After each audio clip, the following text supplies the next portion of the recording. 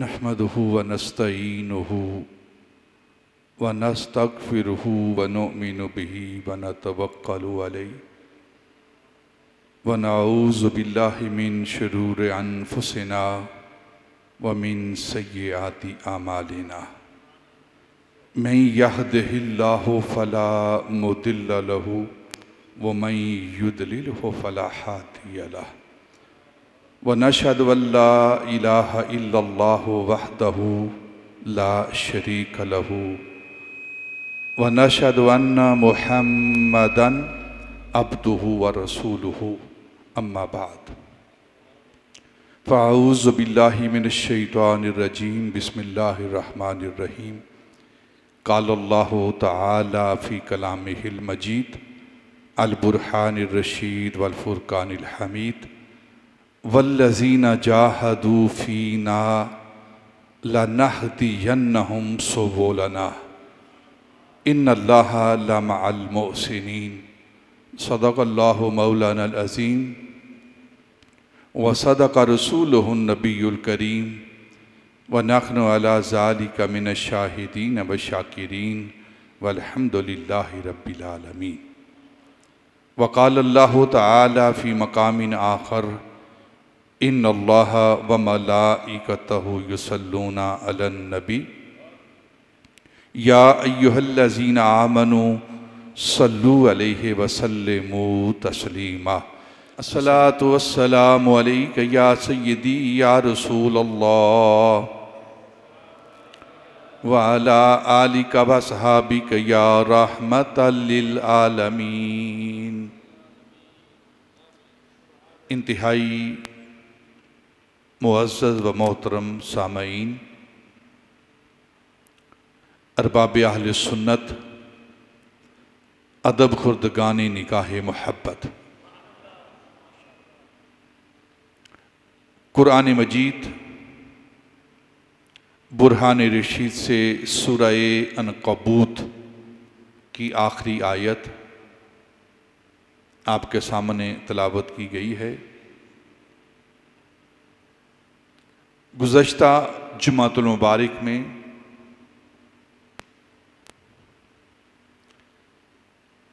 अल्लाह रब्बुल इज़्ज़त ने अपने कलाम के अंदर, कुरान पाक के अंदर 4 कामिल मर्तबों का ज़िक्र फरमाया। उनमें से एक मर्तबा मर्तबा शहादत, उस पर इंतहाई इख्तिसार के साथ आपने गुफ्तगू समाअत फरमाई। ये 4 मर्तबे अनअमल्लाहु अलैहिम मिनन नबिय्यीना व सिद्दीकीना व शुहदाए व सालिहीन व हसुना उलाइका रफ़ीका। ये वो 4 कामिल मर्तबे हैं। मर्तबाए नबूवत, मर्तबाए सिद्दीकियत, मर्तबाए शहादत और मर्तबाए वलायत। ये 4 कामिल मर्तबे, इनमें से एक मर्तबा मर्तबाए शहादत, जिस पर हमने गुफ्तगू समाअत की। ये मर्तबाए शहादत क्या है? उर्फ़ आम में आम जब हम बात करते हैं, शहीद का लफ्ज़ बोलते हैं, तो जो शख्स मैदान जिहाद के अंदर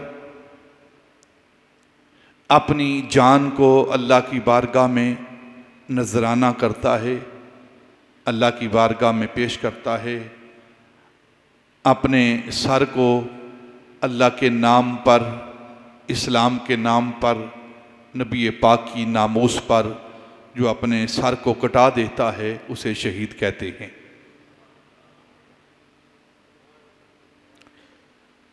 और میدان جہاد کے اندر، میدان جنگ کے اندر جو سر کٹاتا ہے، اگر ہم قرآن پاک کا ڈیپلی، انتہائی گہرائی کے ساتھ مطالعہ کریں، اللہ رب العزت نے اپنے کلام کے اندر 1/3 جو تلقین کی ہے وہ جہاد فی سبیل اللہ کی تعلیم دی ہے۔ 1/3 قرآن وہ اللہ رب العزت نے جہاد فی سبیل اللہ کی تعلیم دی ہے، اور 1/3 قرآن اللہ رب العزت نے انفاق فی سبیل اللہ، یعنی کہ اللہ کی راہ میں خرچ کرنا، اس کی تعلیم دی ہے۔ گویا آدھا قرآن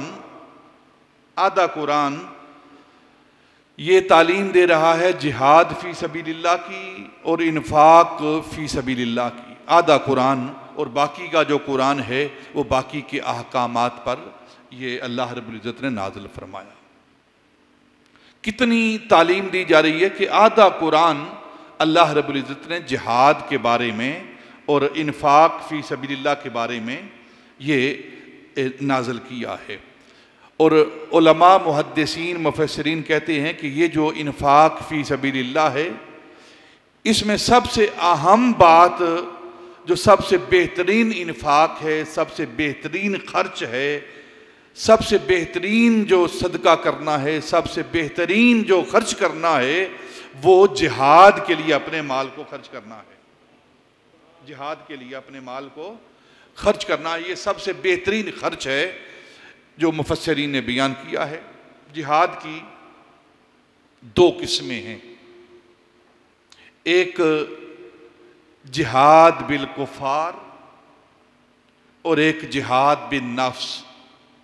جہاد بالنفس، اپنے نفس کے ساتھ جہاد کرنا، اپنے من کے ساتھ جہاد کرنا، خواہشات کے ساتھ جہاد کرنا، تمناؤں کے ساتھ جہاد کرنا، یہ جہاد بن نفس ہے۔ اور جہاد بالکفار، کافروں کے ساتھ جہاد کرنا، عرف عام میں جو ہم جہاد کا معنی لیتے ہیں، جہاد کا لغوی معنی کیا ہے، اس کا لغوی مفہوم کیا ہے کہ انسان، مسلمان اپنے دشمن کے مقابلے میں بھرپور کوشش کرتا ہے۔ بھرپور کوشش کا نام، بھرپور جد و جہد کا نام، اس کو جہاد کہتے ہیں۔ اپنے ساری قوت کو، ساری طاقت کو، ساری عقل کو، سارے شعور کو، سارے علم کو، ساری فہم کو، سارے مال کو دشمن کے مقابلے میں بروئے کار لانا، اس کو جہاد کہتے ہیں۔ جہاد کا معنی ہے کوشش کرنا، جد و جہد کرنا۔ اور ایک کوشش انسان وہ کافروں کے مقابلے میں کرتا ہے، اور ایک کوشش انسان اپنے نفس کے مقابلے میں کرتا ہے۔ جو کوشش کافروں کے مقابلے میں ہوتی ہے اس کو جہاد بالکفار کہتے ہیں، اور جو کوشش اپنے نفس کے خلاف ہوتی ہے اس کو جہاد بن نفس کہتے ہیں۔ اور جو جہاد بالکفار کرتا ہے، کافروں کے ساتھ جنگ کرتا ہے، اس کو مجاہد کہتے ہیں، اس کو شہید کہتے ہیں، اس کو غازی کہتے ہیں۔ جو جہاد کرتا ہے، کافروں کے ساتھ جنگ کرتا ہے، اس کو مجاہد کہتے ہیں۔ اب اس جہاد کے نتیجے کے طور پر یا تو وہ جان دے دیتا ہے، اگر جان دے دیتا ہے تو اسے شہید کہتے ہیں۔ اگر جان بچ جاتی ہے اور وہ جہاد کر کے واپس آ جاتا ہے تو اسے غازی کہتے ہیں۔ جو جہاد بالکفار کرتا ہے اسے مجاہد، اسے شہید اور اسے غازی کہا جاتا ہے، اور جو جہاد بھی نفس کرتا ہے اسے ولی کہا جاتا ہے۔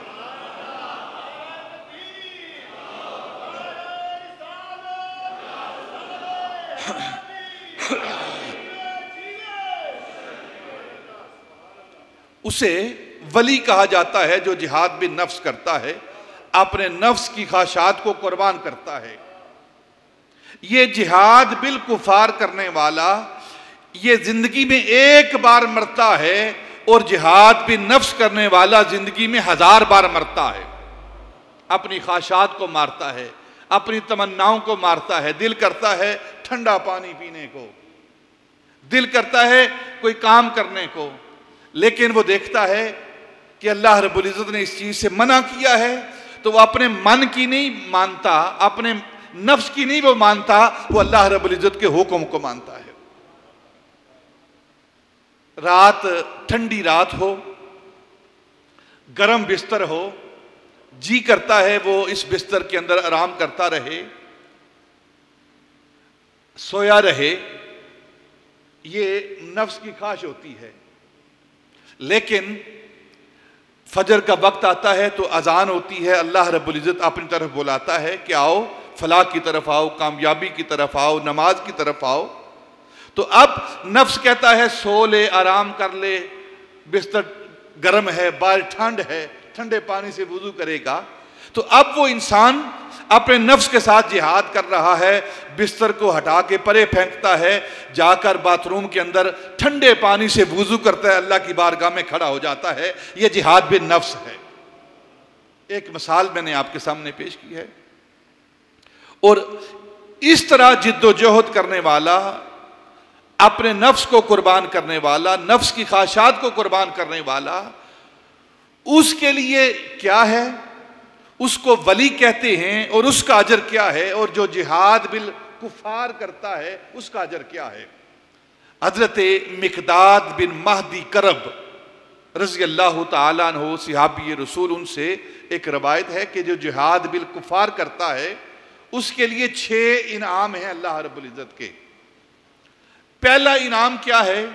جو جہاد بالکفار کرتا ہے اس کا پہلا انعام یہ ہے کہ ابھی اس کے خون کا قطرہ اس کے جسم سے جدا نہیں ہوا۔ خون بہتا ہے نا انسان کا، اس کے جسم سے جدا نہیں ہوا، اللہ رب العزت اس کے ساری زندگی کے گناہوں کو معاف کر دیتا ہے۔ ایک اجر یہ ہے۔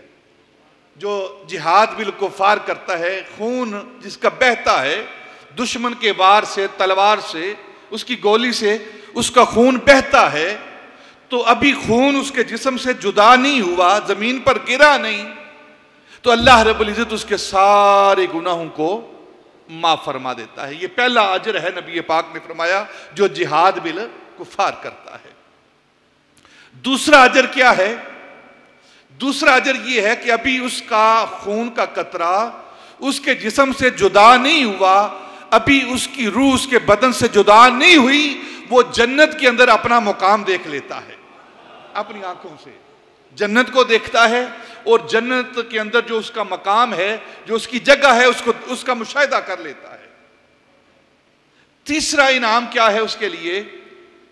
کہ اس کے قبر کے عذاب کو ختم کر دیا جاتا ہے، اس کے قبر کا عذاب نہیں ہوتا۔ چوتھا اس کا اجر کیا ہے؟ چوتھا اجر اس کا یہ ہے کہ اس کے لیے 70 حوروں کو نکاح میں اس کے دیا جاتا ہے۔ 70 حوریں اس کے نکاح میں دے دی جاتی ہیں۔ اور چھٹا اس کا انعام کیا ہے؟ آخری انعام جو اللہ رب العزت دیتے ہیں وہ کیا ہے؟ کہ اس کی شفاعت سے 70 اس کے خاندان کے افراد کی اللہ رب العزت شفاعت قبول کرتا ہے، شفاعت قبول کرتا ہے۔ یہ جو جہاد بالکفار کرتا ہے اس کے لیے 6 انعام ہیں کہ 70 رشتہ دار جو اس کے ساتھی ہیں، دوست ہیں، احباب ہیں، ان کے بارے میں جو وہ شفاعت کرے گا، اللہ اس کی شفاعت کو اپنے حق میں قبول کرتے ہوئے، اپنی بارگاہ میں قبول کرتے ہوئے ان کی بخشش فرمائے گا۔ اور پچھلے جمعۃ المبارک میں ایک حدیث پاک آپ نے سماعت کی تھی کہ جو اللہ کی راہ میں اپنی جان دے دیتا ہے، شہید ہو جاتا ہے، تو جنت کے اندر اللہ اس سے سوال کرے گا، بتا تو کیا چاہتا ہے؟ میری جنت کے اندر تجھے نعمتیں مل رہی ہیں، حور و غلمان تیری خدمت کے لیے موجود ہیں، سب کچھ تیرے لیے ہے، کیا تو میری جنت کے اندر خوش ہے؟ تو وہ کہے گا یا اللہ میں خوش ہوں۔ تو اللہ فرمائے گا تو اور کیا چاہتا ہے؟ تو وہ عرض کرے گا یا اللہ میری ایک خواہش ہے، میری ایک تمنا ہے، میری ایک آرزو ہے، اگر تو اس کو قبول کرے تو اللہ پوچھے گا بتا کہ تیری کیا اور تمنا ہے؟ تو وہ عرض کرے گا یا اللہ مجھے دنیا کے اندر بھیج، جو مزہ تیرے نام پر سر کٹانے کا ہے وہ تیری جنت کے اندر نہیں ہے، میں دنیا میں واپس جاؤں اور تیرے نام پر اپنے سر کو کٹاؤں، مجھے دنیا کے اندر بھیج۔ تو اللہ فرماتا ہے کہ ہم نے یہ وعدہ کر رکھا ہے کہ جو ایک بار جنت کے اندر داخل ہو جائے گا ہم دوبارہ اس کو جنت سے نکالیں گے نہیں۔ تو یہ جو کفار جہاد بالکفار کرتا ہے، شہید ہوتا ہے، اس کے لیے یہ انعامات ہیں، اور جو جہاد بالنفس کرتا ہے اللہ اس سے سوال کرے گا جنت کے اندر کہ اے میرے بندے تو نے جہاد بالنفس کیا ہے، میری ذات پر اپنی ذات کو قربان کیا ہے، میری بات پر اپنی بات کو قربان کیا ہے، تو نے جہاد بالنفس کیا ہے، اب جنت کے اندر آ گیا ہے، تو بتا تجھے کیا چاہیے، تیری کیا خواہش ہے؟ تو وہ جو جہاد بالنفس کرنے والا ہے وہ کیا خواہش کرے گا؟ علماء محدثین مفسرین لکھتے ہیں کہ وہ اللہ کی بارگاہ میں عرض کرے گا یا اللہ تیری جنت کی نعمتیں اپنی جگہ، ان نعمتوں کا اجر اپنی جگہ، ان کی جو نعمتیں ہم حاصل کر رہے ہیں، جو مزہ آ رہا ہے، جو لطف آ رہا ہے اپنی جگہ ہے، حور و غلمان کی خدمت اپنی جگہ ہے، یہ ساری نعمتیں اپنی جگہ ٹھیک ہیں، لیکن میں ایک بات چاہتا ہوں، ایک چیز چاہتا ہوں، وہ تو اگر پوری کرے تو اللہ فرمائے گا ہاں بول کیا چاہتا ہے؟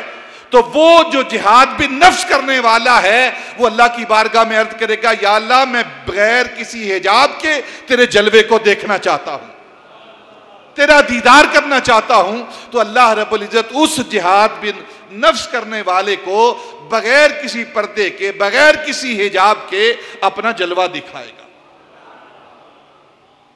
یہ جہاد بالنفس اور جہاد بالکفار۔ ایک دن نبی پاک صلی اللہ علیہ وسلم کسی غزوے سے واپس آ رہے تھے تو آپ نے صحابہ سے فرمایا رجعنا من الجہاد الاصغر الى الجہاد الاکبر، ہم جہاد اصغر کی طرف سے لوٹ کر اب جہاد اکبر کی طرف لوٹ رہے ہیں۔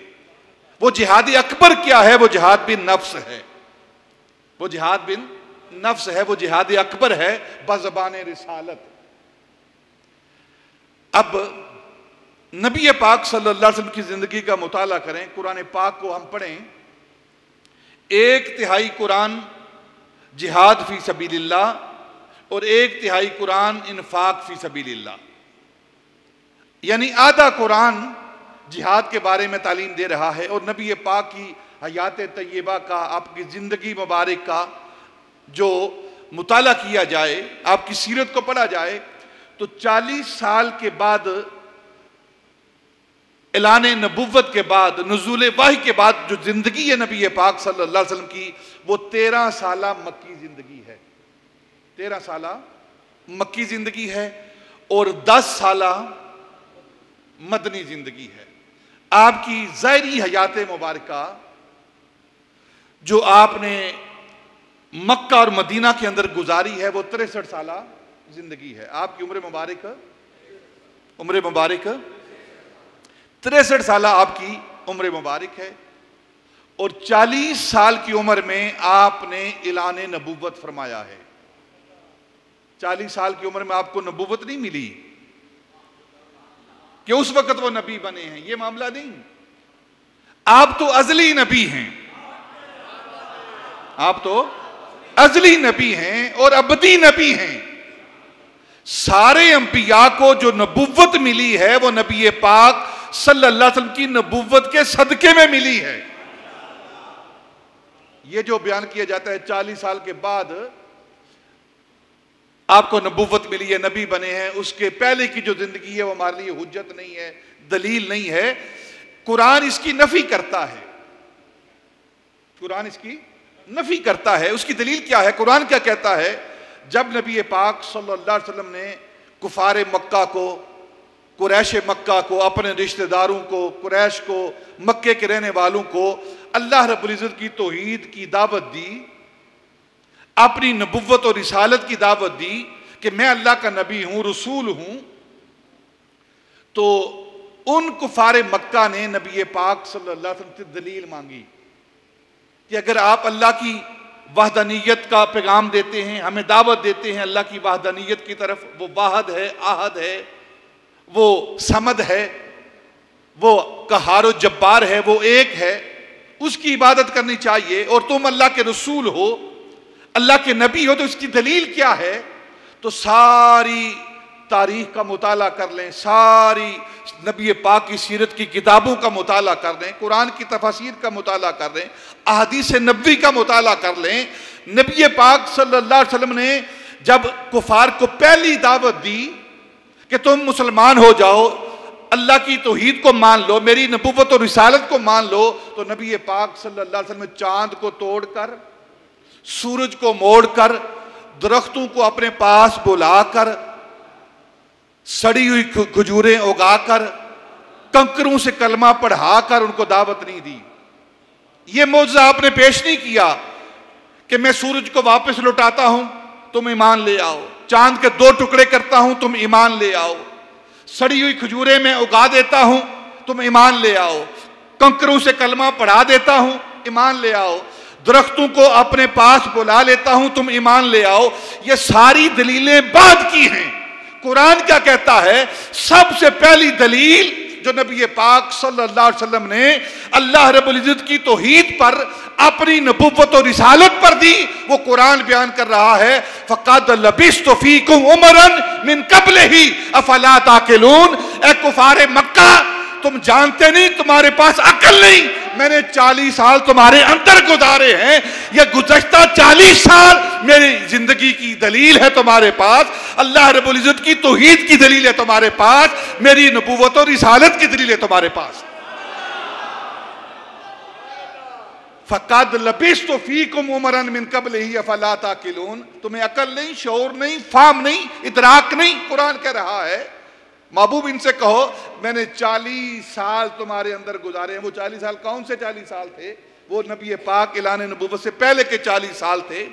آپ فرماتے ہیں میں نے وہ زندگی تمہارے اندر گزاری ہے، بچپن تمہارے سامنے، جوانی تمہارے سامنے، لڑکپن تمہارے سامنے، چڑھتی ہوئی جوانی تمہارے سامنے۔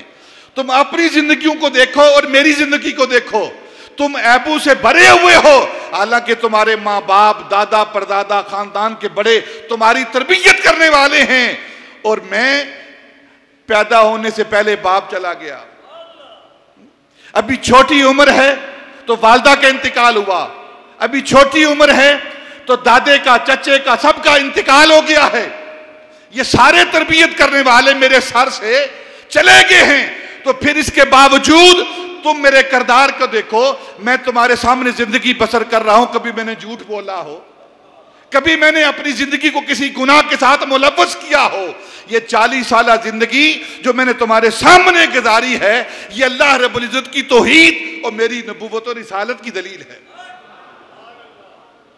یہ میری نبوت اور رسالت کی دلیل ہے۔ تو ہمارے نزدیک نبی پاک صلی اللہ علیہ وسلم کی پیدائش سے لے کر آپ کے وصال مبارک تک ایک ایک لمحہ ہمارے لیے وہ دلیل ہے، ہمارے لیے وہ سنت ہے، ہمارے لیے وہ قابل عمل ہے۔ اب نبی پاک صلی اللہ علیہ وسلم نے اعلان نبوت کیا، تو اعلان نبوت کے بعد آپ کی 23 سالہ زندگی ہے نزول قرآن کی، نزول وحی کی، یہ 23 سالہ زندگی ہے۔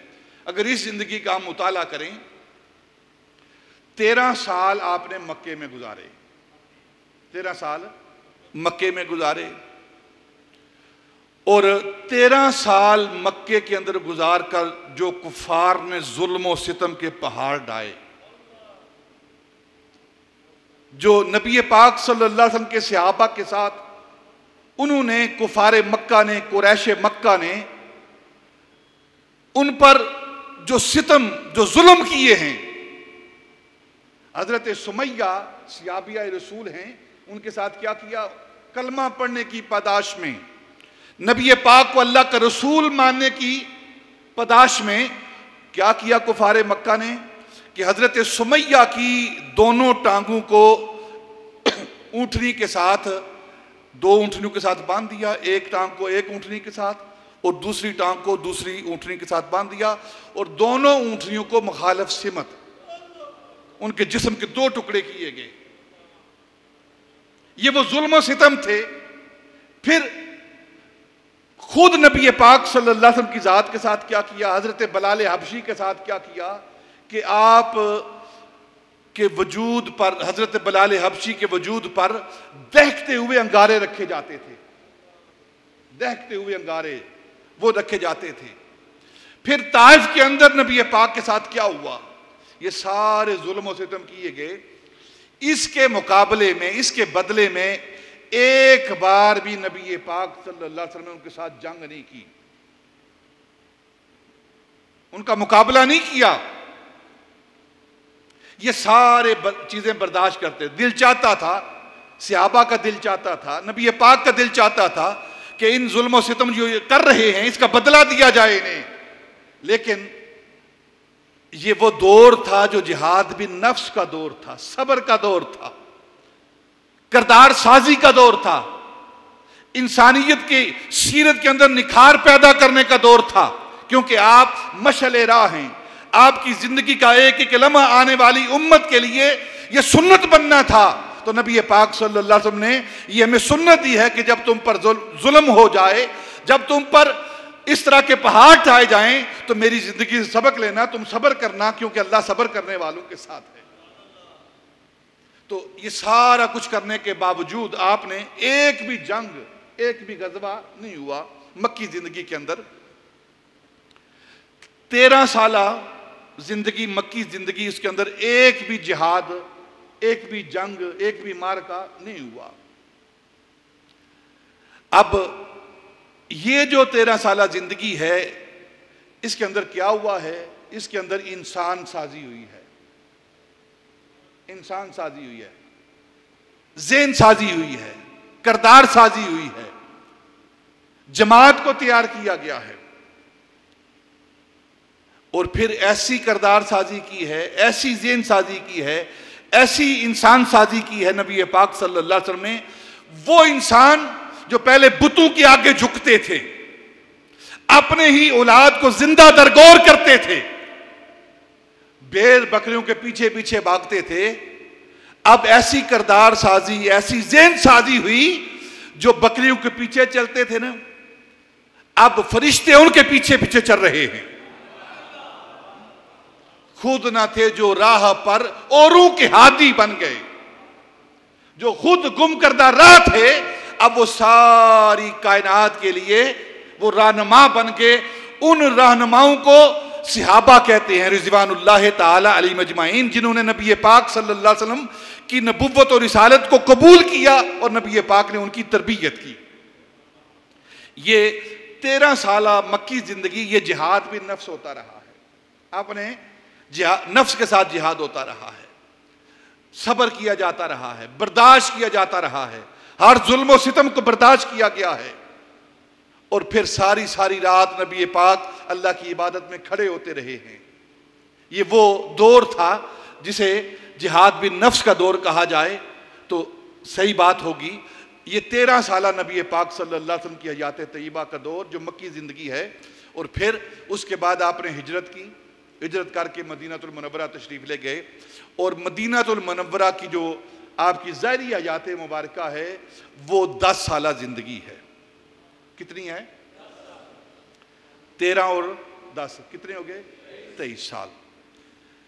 63 سال آپ کی زندگی مکمل ٹوٹل زندگی ہے، ظاہری زندگی جو ہے. ویسے تو آپ قیامت تک زندہ ہیں، ٹھیک ہے، قیامت تک. ہمارا عقیدہ اہل سنت کا نبی پاک کی حیات کا عقیدہ ہے. ہمارا خدا بھی زندہ، ہمارا نبی بھی زندہ، اور اس خدا اور نبی کے صدقے میں یہ امت بھی زندہ ہے. یہ جو ظاہری حیات مبارکہ ہے اس کی بات کر رہے ہیں، 10 سالہ مدنی زندگی، اس کے اندر اگر آپ نبی پاک کی سیرت کا مطالعہ کریں، سیرت کی کتابوں کو پڑھیں، تو یہ 10 سالہ جو زندگی ہے، 10 سال جو مدینہ المنورہ کے ہیں، اس کے 120 ماہ بنتے ہیں۔ 10 سال کے 120 ماہ بنتے ہیں 10 سال کے، اور ان 10 سالوں کے اندر کتنے غزوات ہوئے ہیں، کتنے سرائے ہوئے ہیں، کتنی جنگیں ہوئی ہیں، اگر 10 سالوں کے اندر ان غزوات کو تقسیم کیا جائے تو ہر ماہ کے اندر ایک غزوہ بنتا ہے، ایک جنگ بنتی ہے۔ 13 سال میں ایک بھی جنگ نہیں، اور مدنی زندگی ہر مہینے کے اندر ایک جنگ۔ ایک جنگ اگر کسی ملک کی ہو جائے نا تو ساری عمر، ساری زندگی، صدیوں وہ اپنے قدموں پر کھڑا نہیں ہوتا وہ ملک۔ یہ 41 اور 42 میں جو جنگیں ہوئی ہیں، 2 ورلڈ وار جو ہوئی ہے، جاپان پر جو بم پھینکے گئے تھے، آج تک جاپان ان جنگوں کا نام سن کے کانپتا ہے۔ اپنی فوج نہیں بنائی، اتنی توبہ کی ہے کہ فوج بھی نہیں بنائیں گے، اسلحہ بھی نہیں بنائیں گے، اتنا خوف ہے ان پر۔ لیکن ادھر نبی پاک صلی اللہ علیہ وسلم کے دیوانے مستانے، نبی پاک نے کیسی تربیت کی ہے، ابھی ایک جنگ ختم ہوتی ہے اور دوسری جنگ کے لیے تیار ہو جاتے ہیں۔ اب وہ افراد، وہ اشخاص، وہ لوگ جو یہ بکتے ہیں کہ نبی پاک صلی اللہ علیہ وسلم کے صحابہ ڈرتے تھے اور ڈر کی وجہ سے وہ میدان جنگ سے چلے جاتے تھے، بھاگ جاتے تھے، انہیں شرم کرنی چاہیے۔ وہ تو ہر جنگ میں نبی پاک کے ساتھ رہے ہیں، اور میرا ایمان، میرا عقیدہ یہ ہے کہ نبی پاک کے صحابہ وہ صحابہ ہیں جو موت سے نہیں ڈرتے تھے بلکہ موت ان سے ڈرتی تھی۔ آپ بدر کی وادی کو دیکھ لیں، احد کی وادی کو دیکھ لیں، خندق کو دیکھ لیں، تبوک کو دیکھ لیں، حنین کو دیکھ لیں، صحابہ نے کس انداز میں اپنی جانیں قربان کی ہیں اور کس انداز میں کافروں کو ان کے سر، ان کے تن سے جدا کیے ہیں۔ وہ ڈرنے والے نہیں تھے، وہ اپنا سب کچھ اپنے آقا مولا کی ذات پر قربان کرنے والے تھے۔ ان کی تربیت کرنے والی ذات وہ نبی پاک صلی اللہ علیہ وسلم کی ذات ببرکات تھی۔ اور یہ بات بھی برملا منبر رسول سے کہتا ہوں کہ بے شک نبی پاک صلی اللہ علیہ وسلم دین لے کر آئے ہیں، اللہ نے دین بھیجا ہے، دین اسلام دین برحق ہے، اس نے قائم رہنا ہے، قیامت تک قائم رہنا ہے۔ میں یہ لفظ نہیں بولتا کہ اگر صحابہ نہ ہوتے دین نہ ہوتا، یہ لفظ نہیں بولتا میں کہ اگر صحابہ نہ ہوتے تو دین نہ ہوتا، لیکن یہ ضرور کہوں گا، یہ ضرور عرض کروں گا، اگر صحابہ نہ ہوتے تو دین کی یہ آن بان شان نہ ہوتی۔ یہ دین اس انداز میں نہ ہوتا جس انداز میں آج ہے اور قیامت تک رہے گا، اس انداز میں نہ ہوتا۔ یہ جو آج اس دین کے اندر قوت ہے، پاور ہے، اس کے اندر رونق ہے، اس کے اندر جرت ہے، تو اس دین کے اندر جو جرت پیدا کرنے والے ہیں وہ میرے آقا تاجدار مدینہ کے صحابہ ہیں۔ وہ میرے آقا کے صحابہ ہیں جنہوں نے دین کو عزت بخشی ہے، دین کو اور بھی بلند کیا ہے۔ وہ نبی پاک صلی اللہ علیہ وسلم کے صحابہ ہیں، اور جن کے پاس صحابہ نہیں ہے نا، آج جو دین کی عزت ہے، جو شان ہے، جو مرتبہ ہے، یہ ان صحابہ کی وجہ سے ہے۔ اور جس جماعت میں صحابہ نہیں ہیں ان کے دین کو دیکھ لیں، جس جماعت کے پاس صحابہ نہیں ہے نا ان کے دین کو دیکھ لیں، ان کے مذہب کو دیکھ لیں، لولا لنگڑا مذہب ہے ان کا۔ یہ صحابہ کی برکت ہے کہ جس دین کے اندر ہیں صحابہ وہ دین بھی شان والا، اور جس مسلک کے اندر صحابہ ہیں وہ مسلک بھی شان والا ہے، وہ مسلک بھی شان والا ہے۔ یہ صحابہ رضوان اللہ تعالی علیہم اجمعین کی ذات ببرکات ہیں جنہوں نے اپنی جانوں کو نبی پاک صلی اللہ علیہ وسلم کے سامنے پیش کیا، قربان کیا اور مرتبہ شہادت کو حاصل کیا ہے۔ سب سے پہلے اس مرتبے کے مصداق جس کو اللہ نے قرآن کے اندر بیان کیا ہے وہ نبی پاک کے صحابہ ہیں رضوان اللہ تعالی علیہم اجمعین۔ اب انسان کی زندگی، مسلمان کی زندگی، ایک اس کی باطنی زندگی ہے اور ایک اس کی ظاہری زندگی ہے مسلمان کی باطنی زندگی کا نکھار، جو انسان کی باطنی زندگی کا نکھار ہے وہ جہاد بالنفس سے ہے۔ جب اس کی روح طیب ہو، اس کا باطن پاک ہو، اس کا من پاک ہو، انسان مجاہدہ کرتا ہے، محنت کرتا ہے، مشقت کرتا ہے، اللہ رب العزت کے احکام کی پابندی کرتا ہے، راتوں کو اٹھ کر اللہ کی بارگاہ میں روتا ہے، تہجد پڑھتا ہے، شب بیداری کرتا ہے، تسبیحات کرتا ہے، دن کو نمازوں کی پابندی کرتا ہے، حرام کاموں سے بچتا ہے، حلال کاموں کی طرف کوشش کرتا ہے، جد و جہد کرتا ہے۔ ان سارے کاموں سے کیا ہوتا ہے؟ ان سارے کاموں سے انسان کے باطن کے اندر نکھار آتا ہے۔ یہ باطن کا نکھار ہے ساری چیزیں۔ اگر کوئی چاہے، نبی پاک نے صلی اللہ علیہ وسلم فرمایا کہ سب سے بہترین ایمان کس کا ہے؟ نبی پاک سے پوچھا گیا، سوال کیا گیا، سب سے بہترین اور کامل ایمان کس کا ہے؟ تو نبی پاک نے فرمایا جس کے اخلاق کامل ہیں، جس کے اخلاق کامل ہیں۔ اور یہ اخلاق کیا ہیں؟ یہ باطنی حسن کا نام ہے۔ اخلاق باطنی حسن کا نام ہے۔ جس کا باطن اچھا ہو گیا ہے اس کا ایمان سب سے اعلیٰ ہو گیا ہے۔ اب ایک ہے باطن کا نکھار اور ایک ہے ظاہر کا نکھار۔ باطن کا نکھار جہاد بالنفس سے اور ظاہر کا نکھار یہ جہاد بالکفار سے ہے۔ جہاد بالکفار سے ہے۔ دیکھیں 5 بنیادی ارکان ہیں اسلام کے۔ نبی پاک صلی اللہ علیہ وسلم نے فرمایا بنی الاسلام علی 5۔ اسلام کے 5 بنیادی ستون ہیں، ارکان ہیں، پلرز ہیں جو اسلام کی عمارت ہے، اسلام کا محل ہے، اسلام کا خیمہ ہے۔ اس محل کے، اس عمارت کے 5 بنیادی ستون ہیں، اس خیمے کی 5 بنیادی تنابیں ہیں۔ وہ 5 بنیادی ارکان، وہ ستون کیا ہیں؟ پہلا، بولو، کلمہ لا الہ الا اللہ محمد رسول اللہ۔ پہلا پلر، پہلا ستون، پہلی تناب وہ کیا ہے؟ وہ کلمہ ہے۔ دوسرا کیا ہے؟ نماز۔ تیسرا کیا ہے؟ روزہ۔ چوتھا کیا ہے؟ حج۔ 5واں کیا ہے؟ زکوٰۃ۔ 5 ترتیب جو بھی ہو حدیث کے اندر، یہ 5 بنیادی رکن ہیں کس کے؟ عمارت اسلام کے، بلڈنگ اسلام کے، خیمہ اسلام کے، محلے اسلام کے۔ یہ 5 بنیادی رکن ہیں۔ اور ایک اور ایسا رکن ہے جس رکن کی وجہ سے یہ اسلام کی عمارت کھڑی ہے۔ وہ رکن کیا ہے؟ وہ جہاد ہے۔ اس جہاد کی وجہ سے اسلام کی یہ ساری عمارت کھڑی ہے۔ آج یہ جہاد کا رکن کمزور ہوا ہے، ہمارا جہاد کا پہلو کمزور ہوا ہے، اور ہمارا جو اسلام کا قلعہ ہے، اسلام کے جو پلرز ہیں وہ بھی کمزور ہو گئے ہیں۔ آج ہمارا اسلام کمزور ہو گیا ہے۔ اس کی وجہ کیا ہے؟ اس کی وجہ یہ ہے کہ جو اس قلعے کی حفاظت کرنے والی چیز تھی وہ جہاد تھا، اور مسلمان نے جہاد چھوڑ دیا ہے۔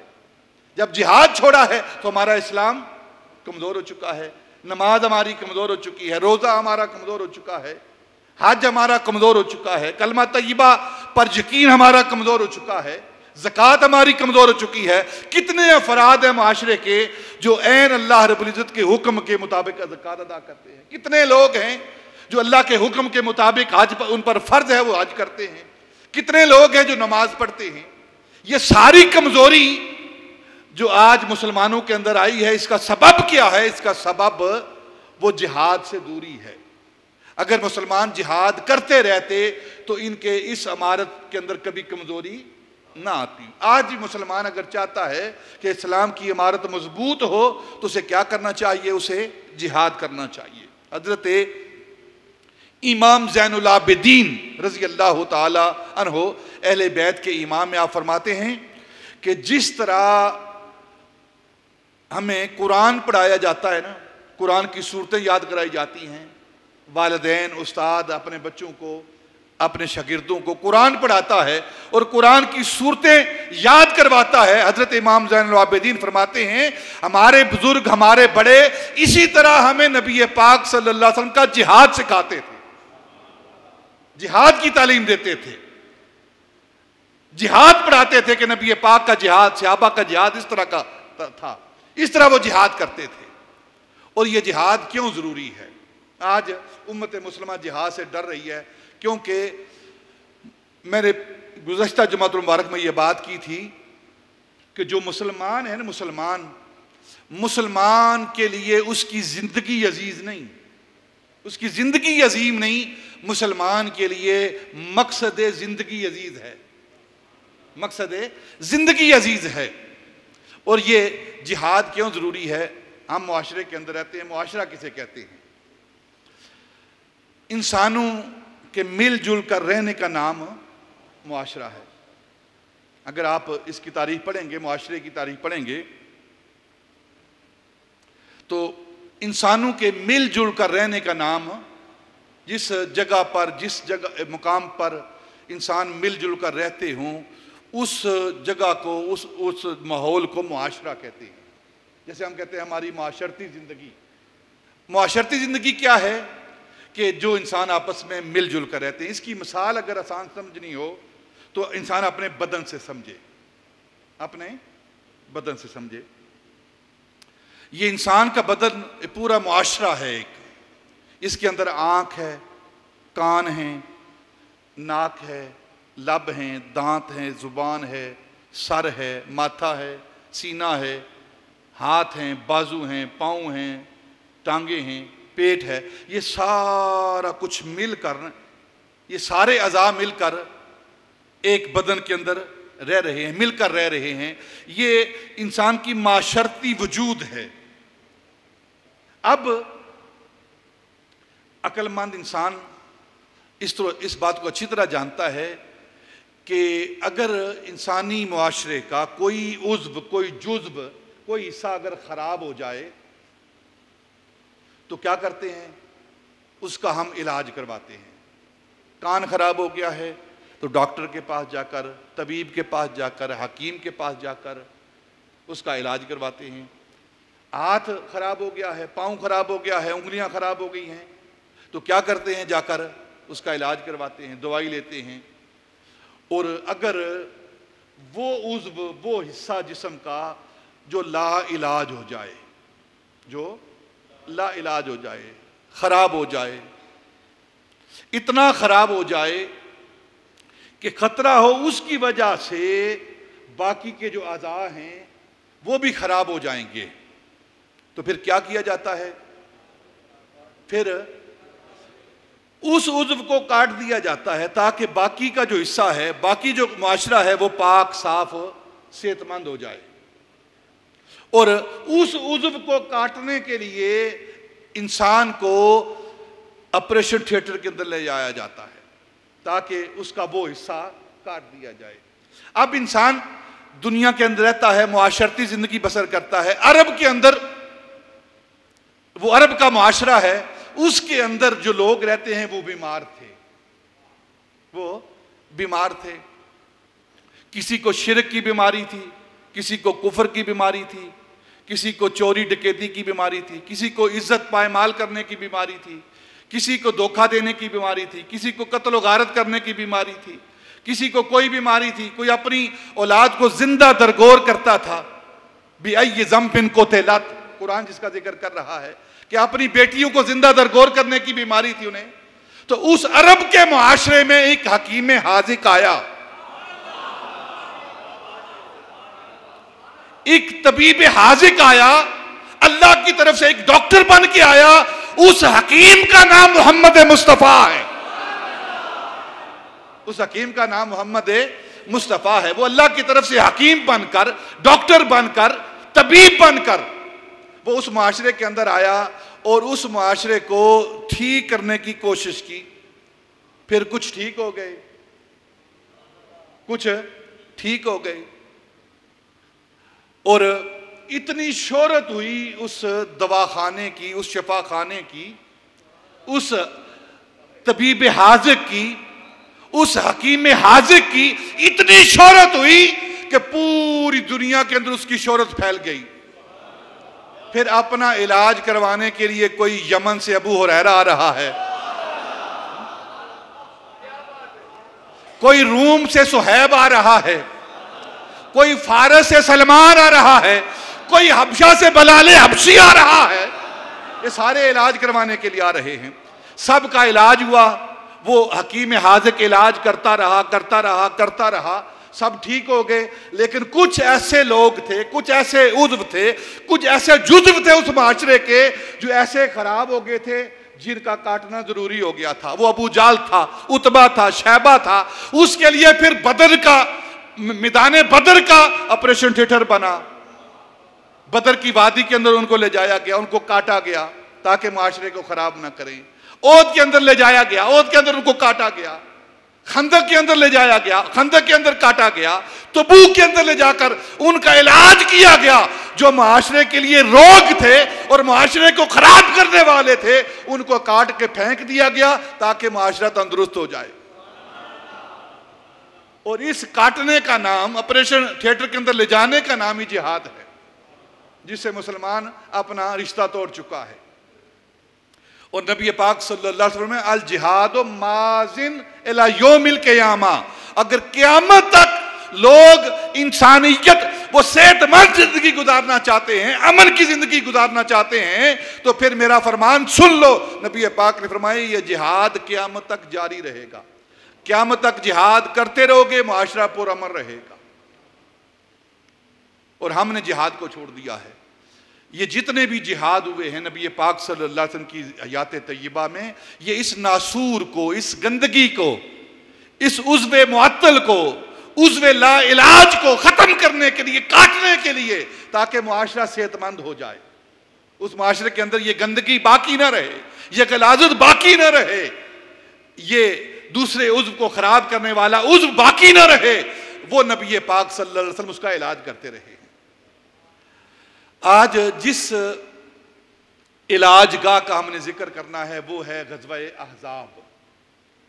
گزشتہ جمعۃ المبارک میں آپ نے غزوہ احد کا ذکر سنا، اس میں حضرت امیر حمزہ رضی اللہ تعالیٰ عنہ کا ذکر پاک سنا. اور آج انتہائی اختصار کے ساتھ غزوہ احزاب، اس کا ذکر کیوں کریں گے؟ یہ تیسرا بڑا غزوہ ہے، اسلام کی تیسری بڑی جنگ ہے، جو مدینہ المنورہ کے باہر جبل صلہ کے قریب، جو مسجد فتح ہے، جسے خندق کا میدان بھی کہتے ہیں، اس جگہ یہ واقعہ رونما ہوا، یہ جنگ ہوئی، یہ غزوہ ہوا. اور یہ غزوہ بھی 5 ہجری ماہ شوال کے اندر ہوا. احزاب حزب کی جمع ہے. حزب کہتے ہیں جماعت کو، گروہ کو، فرقے کو. اور اللہ رب العزت نے قرآن پاک کے اندر حزب کا لفظ استعمال کیا ہے مختلف مقامات پر. حزب الرحمن، حزب اللہ، حزب الشیطان، یعنی کہ اللہ کا گروہ اور شیطان کا گروہ. اس حزب کی جمع احزاب ہے. اور سورہ احزاب بھی قرآن پاک کے اندر موجود ہے. اور اس سورہ احزاب کے اندر اللہ رب العزت نے غزوہ احزاب کا ذکر کیا ہے، اس کا بیان ہوا ہے. اب اس کو احزاب کیوں کہتے ہیں، جس کا دوسرا نام خندق بھی ہے؟ احزاب اس لیے کہتے ہیں کہ اگر آپ پہلی 2 جنگیں جو پہلے غزوے ہوئے ہیں، بدر اور احد، ان غزوات کا مطالعہ کریں، مغازی کی کتب کا مطالعہ کریں، اور اس غزوہ احزاب کے بعد جو غزوات ہوئے ہیں ان کا مطالعہ کریں، تو ہر غزوے کے اندر جو مسلمانوں کا مقابلہ تھا وہ ایک جماعت کے ساتھ تھا، ایک جماعت کے ساتھ تھا۔ وہ ایک جماعت کون تھی؟ وہ قریش مکہ تھے، وہ مکے کے رئیس اور کافر تھے، ان کے ساتھ مقابلہ ہوتا تھا۔ بس ان کے ساتھ مقابلہ ہوا ہے اور جو بھی اس کا نتیجہ نکلا ہے۔ لیکن یہ غزوہ احزاب کیسا غزوہ ہے؟ اس میں ساری جماعتیں، سارے گروہ مل گئے، جمع ہو گئے۔ کفار مکہ وہ بھی، قریش مکہ وہ بھی، پھر عرب کے سارے مشرکین وہ بھی اسلام کے مقابلے میں، بانی اسلام کے مقابلے میں، اور مدینہ المنورہ کو ختم کرنے کے لیے سارے مشرکین مکہ اور مدینہ المنورہ کے ارد گرد جتنے بھی یہودی تھے وہ بھی ان کفار کے ساتھ، مشرکین کے ساتھ مل کر وہ مسلمانوں کے مقابلے میں آئے۔ تو ساری جماعتیں، سارے گروہ جمع ہو کر وہ مسلمانوں کے مقابلے میں آئے، اس لیے انہیں غزوہ احزاب کہتے ہیں۔ اور اس کا دوسرا نام غزوہ خندق ہے۔ یہ وہ پہلا واقعہ ہے، پہلی یہ ایک طریقہ ہے جنگ کا جس سے عرب لوگ بالکل ناواقف تھے کہ اس طرح بھی جنگ کی جاتی ہے۔ وہ تھا خندق کھود کر جنگ کی جائے۔ پہلے میدان کے اندر جنگ ہوتی تھی، جو رائج تھا طریقہ عرب کے اندر، اس طریقے کے مطابق وہ جنگ کرتے تھے۔ لیکن یہ طریقہ کیسا طریقہ تھا کہ دشمن اور اپنے درمیان ایک خندق حائل کر دینی، خندق کھود دینی، تاکہ آسانی کے ساتھ دشمن آپ پر حملہ نہ کر سکے۔ اپنے حفاظت کے لیے ایک طریقہ تھا جو پہلی مرتبہ عرب کے لوگوں نے دیکھا، اور وہ سارے مدینہ المنورہ کے ارد گرد جو یہود رہتے تھے، جو عرب کے قبائل تھے، وہ دیکھ کر پریشان ہو رہے تھے یہ کیا ہوا ہے۔ نبی پاک صلی اللہ علیہ وسلم کو حضرت سلمان فارسی نے مشورہ دیا کہ یا رسول اللہ، ان کی تعداد 10,000 سے زائد ہے، ہم تعداد میں تھوڑے ہیں، تو آسانی کے ساتھ وہ اگر ہمارے سامنے آتے ہیں تو معاملہ کچھ بھی ہو سکتا ہے، تو ایک طریقہ ہے کہ ہم ان کو روک سکتے ہیں۔ میں فارس کا رہنے والا ہوں، ایران کا رہنے والا ہوں، اور ہمارے ہاں جو طریقہ تھا جنگ کرنے کا، اس کا طریقہ یہ تھا کہ ہم خندق کھودتے تھے تاکہ دشمنوں سے اپنی حفاظت کر سکیں۔ نبی پاک صلی اللہ علیہ وسلم کی بات بڑی پسند آئی، آپ نے فرمایا کہ چلو اس کو کھودتے ہیں۔ حضرت سلمان فارسی کے مشورے پر نبی پاک صلی اللہ علیہ وسلم نے خندق کو کھدوانا شروع کیا۔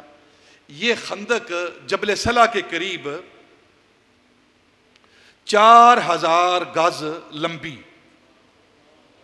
4,000 گز لمبی، 5 گز چوڑی اور 5 گز گہری، 5 گز 15 فٹ، 16 فٹ گہری، 15 فٹ چوڑی اور 4,000 گز یہ لمبی کھودی گئی، تاکہ کوئی بھی چھلانگ لگا کر پار نہیں کر سکتا، نہ گھوڑے پر چھلانگ لگا سکتا ہے، نہ ویسے اپنی طرف سے چھلانگ لگا سکتا ہے۔ اور گہری اتنی ہے کہ اگر کوئی گر جاتا ہے تو وہ بذات خود اوپر آ نہیں سکتا۔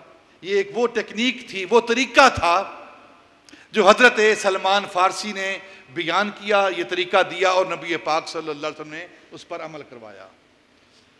شوال کا مہینہ ہے، 5 ہجری ہے، سخت یخ بستہ دن ہیں، ٹھنڈی ہوائیں چل رہی ہیں، اور نبی پاک صلی اللہ علیہ وسلم نے 1,000 صحابہ کو اس کے لیے مختص کیا، اور 10-10 کی ٹولیاں بنا کے 10-10 فٹ نبی پاک صلی اللہ علیہ وسلم نے ان کو جگہ دی کہ 10-10 فٹ آپ نے 10-10 گز جو ہے یہ آپ نے یہ زمین کھودنی ہے، 5 گز گہری، 5 گز چوڑی اور 10 گز لمبا، یہ حصہ آپ کا ہے۔ 10 بندوں کے ذمہ ایک حصہ آیا، نبی پاک نے دے دیا۔ اب صحابہ کھودنے لگے۔ مدینہ المنورہ ہے، گھر سے دور ہیں، سردی کا موسم ہے، اور دن رات محنت کرنے کے بعد 6 دن کے اندر صحابہ نے یہ خندق کھود دی۔ 6 دن کے بعد یہ خندق کھودی. اب خندق کھودی جا رہی ہے. حضرت سلمان فارسی ان کی عمر ایک روایت کے مطابق 220 سال اس وقت, اور دوسری روایت کے مطابق 320 سال ان کی عمر مبارک ہے, لیکن وہ اکیلے 10 آدمی جتنا کام کر رہے ہیں. جتنا 10 آدمی خندق کھودتے ہیں نا, اتنا وہ اکیلا خندق کھودتے تھے حضرت سلمان فارسی. اب جب دیکھا نا انصار نے, مہاجرین نے, صحابہ نے دیکھا کہ سلمان فارسی یہ اتنا تیزی سے کام کر رہے ہیں, اتنی قوت کے ساتھ یہ کام کر رہے ہیں, تو مہاجرین آگے بڑھے تو انہوں نے کہا کہ یہ سلمان جو ہے وہ ہم سے ہیں, سلمان و منا, سلمان ہم سے ہیں, یعنی انہیں ہمارے پاس ہونا چاہیے. انصار مہاجرین آئے, ان نے کام دیکھا کہ یہ 10 آدمی جتنا کام اکیلے کر رہے ہیں, تو انہیں انصار نے کہا سلمان و منا, سلمان ہم میں سے ہے, یہ ہمارا ہے. اتنی دیر میں نبی پاک صلی اللہ علیہ وسلم تشریف لائے تو آپ نے پوچھا صحابہ کیا کہہ رہے ہو؟ تو صحابہ نے, مہاجرین نے عرض کی یا رسول اللہ ہم کہہ رہے ہیں سلمان و منا. انصار تم کیا کہتے ہو؟ عرض کی یا رسول اللہ ہم کہتے ہیں سلمان و منا. نبی پاک فرماتے ہیں پھر میری بھی بات سنو نا, سلمان و من نہیں. تم کہتے ہو سلمان ہم سے ہے, انصار تم کہتے ہو سلمان ہم سے ہے, میں محمد کہتا ہوں سلمان ہم سے ہے. اور جب سیدنا سلمان فارسی نے یہ لفظ سنے, نبی پاک کے بھاگتے ہوئے نبی پاک کے ساتھ جا کر لپٹ گئے, یا رسول اللہ میں آپ کا ہوں. وہ سیدنا سلمان فارسی رضی اللہ تعالیٰ عنہ جن کے مشورے پر یہ خندق کھودی گئی. اور جب یہ خندق کھودی جا رہی تھی, صحابہ کی کیفیت کیا تھی کہ 6 دن مسلسل دن رات کر کے خندق کھود رہے ہیں. تو جب چند دن گزرے تو کیفیت یہ تھی, بھوک پیاس کی وجہ سے جو پیٹ تھے وہ کمر کے ساتھ لگ گئے تھے. کیسی قربانیاں ہیں ان کی. اگر وہ آج اس وقت صحابہ قربانیاں نہ دیتے تو آج اس آن بان کے ساتھ دین ہمارے پاس نہ ہوتا. یہ صحابہ کی قربانیاں ہیں جو دین ہمیں ملا ہے. ہمیں انہیں سلام کرنا چاہیے. جب بھوک اور پیاس کی وجہ سے ان کے پیٹ جو ہیں وہ کمر کے ساتھ لگ گئے تو اب انہوں نے کیا کیا, صحابہ نے اپنے پیٹوں پر پتھر باندھ لیے. جب پتھر باندھے پھر بھی گزارا نہ ہوا, برداشت نہ ہوا, تو ایک دن چند صحابہ مل کر نبی پاک صلی اللہ علیہ وسلم کی بارگاہ میں تشریف لے گئے, حاضر ہو گئے, اور نبی پاک صلی اللہ علیہ وسلم بیٹھے ہوئے تھے. تو وہ صحابہ پیٹ پر پتھر باندھے ہوئے نبی پاک کی بارگاہ میں حاضر ہوئے. بات کوئی نہیں کی کہ یا رسول اللہ میں بھوک لگی ہے, پیاس لگی ہے, ہمیں یہ چاہیے. صرف دکھانے کے لیے کہ اب حالت کیا ہو چکی ہے, صحابہ نے اپنے پیٹ سے کپڑے کو اٹھایا. نبی پاک صلی اللہ علیہ وسلم دیکھا کہ پیٹ پر پتھر بندھے ہوئے ہیں. نبی پاک صلی اللہ علیہ وسلم دیکھا, آپ کھڑے ہو گئے تو فرمایا صحابہ ٹھہر جاؤ, تم نے اپنا کپڑا اٹھا کر مجھے اپنا پیٹ دکھایا ہے, ذرا مجھ محمد کو بھی دیکھو نا. آپ نے اپنے پیٹ مبارک سے کپڑا اٹھایا. صحابہ نے 2 پتھر باندھے ہوئے تھے بھوک کی وجہ سے, نبی پاک صلی اللہ علیہ وسلم 3 پتھر باندھے ہوئے تھے اپنے پیٹ پر. آج حکمرانوں کی اور رعایا کی زندگی کے اندر کتنا تفاوت ہے, کتنا فرق ہے. وہ اللہ رب العزت کی ذات کا سچا نمائندہ مصطفیٰ جو کائنات کے اندر حاکمیت سکھانے کے لیے, بڑا پن سکھانے کے لیے آیا ہے.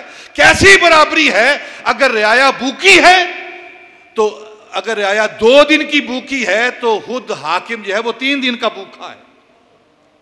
یہ وہ سبق ہے جو نبی پاک صلی اللہ علیہ وسلم ہمارے حکام کے لیے دے رہے ہیں کہ حکام اپنے محلوں کے اندر بیٹھ کر وہ ساری دادے عیش و عشرت حاصل کریں اور عوام بیماریوں کے اندر مبتلا ہو, بھوکی پھرتی رہے. یہ حکمرانوں کو زیب نہیں دیتا. نبی پاک اپنی حیات طیبہ سے, اپنے عمل سے یہ سبق دے رہے ہیں. تو نبی پاک صلی اللہ علیہ وسلم نے جب اپنا پیٹ مبارک دکھایا, اپنا کپڑا اٹھایا, تو نبی پاک کے جسم پاک پر، شکم پاک پر 3 پتھر بندھے ہوئے تھے۔ صحابہ سراپا ندامت بان کر اپنے سروں کو جھکا کر نبی پاک کے سامنے کھڑے ہوئے اور معافی کے طلبگار ہوئے، یا رسول اللہ ہم نے آپ کی بارگاہ میں آ کر اپنا حال بیان کیا ہے۔ اور یہ جو معاملہ تھا، یہ جو منظر تھا، یہ حضرت جابر بن عبداللہ رضی اللہ تعالیٰ عنہ یہ منظر دیکھ رہے تھے۔ وہ گھر تشریف لے گئے اور اپنی زوجہ سے جا کر کہنے لگے گھر کے اندر کیا پڑا ہوا ہے، میں جو منظر دیکھ کر آیا ہوں، اپنے آقا و مولا کی حالت دیکھ کے آیا ہوں، یہ مجھ سے برداشت نہیں ہو رہی، بتاؤ گھر کے اندر کیا ہے۔ اس نے کہا کہ 2-3 کلو جو ہیں اور ایک چھوٹا بکری کا بچہ ہے، وہ 2-4 کلو کا، وہ ہمارے گھر کے اندر موجود ہے۔ تو آپ نے فرمایا کہ تم آگ کو جلاؤ، میں ستو پیستا ہوں، جو پیستا ہوں، اور بکری کا بچہ جو اس کو ذبح کر کے گوشت بناتا ہوں، تم تیاری کرو، میں نے اپنے آقا کی حالت دیکھی ہے اور ان کو کھانا پیش کرتا ہوں۔ اب گوشت بن گیا، آٹا تیار ہو گیا، آگ جل گئی، تو آپ حضرت جابر بن عبداللہ جانے لگے تو زوجہ نے روک لیا، جابر بات سنو، آپ نے دیکھ لیا ہے ہمارے پاس کیا ہے، ہمارے پاس کیا ہے، 2-3 کلو 4 کلو ستو ہیں، جو ہیں، ایک چھوٹا سا 2-4 کلو کا بکرا ہے جو ہم نے ذبح کیا ہے، ایک ہانڈی بنی ہے، ایک پرات آٹے کی ہے، تو تم میری شرم رکھنا، صرف جا کر اپنے آقا مولا سے کہنا کہ 2-4 صحابہ کو ساتھ لے کر آئیں تاکہ یہ ان کے لیے کھانا بنا ہے، کہیں سارے نہ آ جائیں اور ہمارے لیے شرمندگی بنے گی۔ انہوں نے کہا نہیں بالکل ایسے ہی ہوگا۔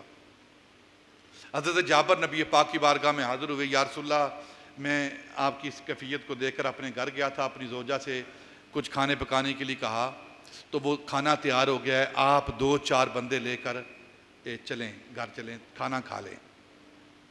آپ نے پوچھا جابر کیا تیار ہوا ہے گھر کے اندر، کتنا کھانا بنایا ہے؟ تو حضرت جابر نے عرض کی یا رسول اللہ 1-2-3 کلو 4 کلو کا چھوٹا بچہ تھا بکری کا، وہ ہم نے ذبح کر کے اس کا گوشت بنایا ہے، اور 2-3 کلو جو تھے اس کا آٹا گوندا ہے۔ تو نبی پاک صلی اللہ علیہ وسلم نے سارے صحابہ کو آواز دی، صحابہ آ جاؤ، ہمارے کھانے کا انتظام ہو گیا ہے۔ اب 3000 صحابہ ہیں اس غزوے کے اندر، فرمایا صحابہ آ جاؤ، ہمارے کھانے کا انتظام ہو گیا ہے۔ حضرت جابر بن عبداللہ کہتے ہیں جب نبی پاک نے آواز دی نا، تو اس سردی کے موسم میں، سردی کا موسم تھا، میرا سارا جسم میرے پسینے سے شرابور ہو گیا کہ میرے ساتھ کیا ہوگا۔ اب 3000 2-4-10 بندوں کا کھانا اور 3000 بندوں کو دعوت دی جا رہی ہے، اور پھر کہتے ہیں میرے دل کے اندر خیال ہے میں نے کون سا ان کو دعوت دی ہے 3000 کو، میں نے تو صرف نبی پاک کو دعوت دی ہے، اب میں جانوں اور نبی پاک جانے، میں نے ان کو دعوت دی ہے، اور آپ نے 3000 کو دعوت دی ہے، آپ نبی پاک جانے اور 3000 جانے۔ نبی پاک نے فرمایا جابر گھر جاؤ، اور ایک بات ذہن کے اندر رکھنا، نہ آپ نے ہانڈی جو ہے اس کا ڈھکن جو ہے وہ اٹھانا ہے، اور نہ ہی جو پرات پڑی ہوئی ہے آٹے کی اس کے اوپر جو کپڑا پڑا نہ اس کو اٹھانا ہے، مجھے آنے دو۔ نبی پاک صلی اللہ علیہ وسلم تشریف لے گئے، گھر پہنچے، آپ نے اپنا لعاب دہن نکالا اور ہانڈی کے اندر پھینکا، پھر لعاب دہن نکالا اور اس پرات آٹے کی پرات کے اندر آپ نے ڈالا، اور کھانا تیار ہوا۔ آپ نے فرمایا کپڑا نہیں اٹھانا، ڈھکن نہیں اٹھانا، سالن ڈالتے جاؤ، اور صحابہ سے فرمایا 10 آتے جاؤ کھاتے جاؤ۔ 10 صحابہ آتے گئے، کھانا کھاتے گئے، پورے سیر ہو کر، کتنے دنوں کی بھوک تھی، سیر ہو کر سب نے کھانا کھایا، 3000 بندے کھانا کھا کے فارغ ہو گئے، اور پھر نبی پاک سے فرمایا کہ اب دیکھو ہانڈی کے اندر کیا ہے، دیکھا تو ہانڈی اسی طرح بھری ہوئی ہے، پرات اسی طرح آٹے کی بھری ہوئی ہے۔ نبی پاک فرمایا خود بھی کھاؤ، اپنے رشتہ داروں کو بھی تقسیم کرو۔ یہ وہ برکتیں ہیں نبی پاک صلی اللہ علیہ وسلم کے لعاب دہن کی کہ 3000 کا لشکر وہ کھانا کھا رہا ہے۔ اب یہ کھانا کھا کے واپس لوٹے اس خندق کو کھودنے کے لیے، خندق کھود رہے ہیں، تو خندق کھودتے کھودتے جو حصہ حضرت سلمان فارسی کے بھی حصے میں تھا نا اس خندق کا، اس کے اندر ایک چٹان، ایک پتھر آ گیا، وہ پتھر توڑنے کی کوشش کرتے ہیں، چٹان پر کھدال مارتے ہیں، کئی مارتے ہیں، کسی مارتے ہیں، ٹوٹتا نہیں وہ پتھر، چٹان ٹوٹتی نہیں ہے۔ مار مار کر صحابہ تھک گئے تو نبی پاک کی بارگاہ میں حاضر ہوئے، یا رسول اللہ بڑی کوشش کی ہے، ایک پتھر آ گیا ہے اس کے درمیان، وہ ہم سے ٹوٹ نہیں رہا۔ آپ فرمایا چلو چلتے ہیں، دیکھتے ہیں جا کر۔ نبی پاک خندق کے اندر داخل ہوئے، حضرت سلمان فارسی سے کھدال کو لیا اور آپ نے اپنے ہاتھ میں نبی پاک نے کھدال لے کر اور پورے زور کے ساتھ اس پتھر پر مارا تو ایک حصہ پتھر کا ٹوٹ کر گر گیا۔ وہ چٹان جو ٹوٹ نہیں رہی تھی، ایک حصہ اس کا ٹوٹ گیا، اور نبی پاک صلی اللہ علیہ وسلم نے زور سے نعرہ تکبیر کو بلند کیا، اللہ اکبر، اوتیتو مفاتیح الیمن۔ چنگاری نکلی، شعلہ نکلا، ایک نور نکلا آپ کے اس کھدال مارنے سے، اور فرمایا کہ ہمیں یمن کی چابیاں دے دی گئی ہیں۔ پھر نبی پاک صلی اللہ علیہ وسلم دوسرا وار کیا، دوسری کھدال ماری تو پھر ایک نور نکلا، چنگاری نکلی، فرمایا اوتیتو مفاتیح الشام، ہمیں شام کی چابیاں دے دی گئی ہیں۔ پھر تیسرا آپ نے کھدال کا وار کیا، کھدال ماری آپ نے، اور سارا وہ پتھر جو ہے وہ ریزہ ریزہ ہو گیا، اس سے نور نکلا، ایک شعلہ نکلا، تو نبی پاک نے فرمایا ہمیں کسرا کی چابیاں دے دی گئی ہیں، ایران کی چابیاں، فارس کی چابیاں، یمن کی چابیاں یہ دے دی گئی ہیں۔ اب 3 ملکوں کی چابیاں، اور پھر نبی پاک نے فرمایا میں نے ان کے جو دارالخلافے ہیں ان کے منزلوں کو، ان کی بلڈنگوں کو میں نے اپنی آنکھوں سے دیکھا ہے۔ تینوں یہ فارس، شام اور یمن، نبی پاک نے فرمایا ان کی چابیاں ہمیں دے دی گئی ہیں، اور یہ سارے کے سارے علاقے جس کی جو نبی پاک ہمیں دے دیا گیا ہے، ہمیں ہمارے لیے فتح کر دیا گیا ہے۔ نبی پاک فرماتے ہیں یہ مجھے چابیاں دی گئی ہیں، اور یہ فتح ہوئے ہیں حضرت سیدنا عمر فاروق کے دور میں۔ ایران بھی سیدنا عمر فاروق، فارس آپ کے دور میں فتح ہوا، یمن بھی آپ کے دور میں فتح ہوا، اور شام بھی سیدنا عمر فاروق کے دور میں فتح ہوا۔ تو نبی پاک صلی اللہ علیہ وسلم کی کسی چیز کو فتح کرنا وہ صحابہ کا فتح کرنا ہے، اور صحابہ کا فتح کرنا یہ نبی پاک کا فتح کرنا ہے۔ صحابہ کا عمل یہ نبی پاک کا عمل ہے۔ یہی وجہ ہے کہ نبی پاک نے فرمایا کہ علیکم بسنتی و سنت الخلفاء الراشدین المہدیین، تم پر میری سنت اسی طرح لاگو ہے جس طرح میرے ان خلفاء راشدین کی سنت تم پر واجب اور ضروری ہے۔ تو گویا سیدنا عمر فاروق کے دور کی جو فتوحات ہو رہی ہیں، نبی پاک ان فتوحات کی نسبت اپنی طرف کر رہے ہیں۔ اور یہ وہ غزوہ ہے، غزوہ خندق بھی کہتے ہیں، غزوہ احزاب بھی کہتے ہیں۔ اس غزوے کے اندر حضرت مولا علی رضی اللہ تعالیٰ عنہ کے جو کارنامے ہیں، جو آپ کی بہادری ہے، جرت ہے، ساری دنیا آج بھی ان کی بہادری پر انہیں سلام پیش کر رہی ہے۔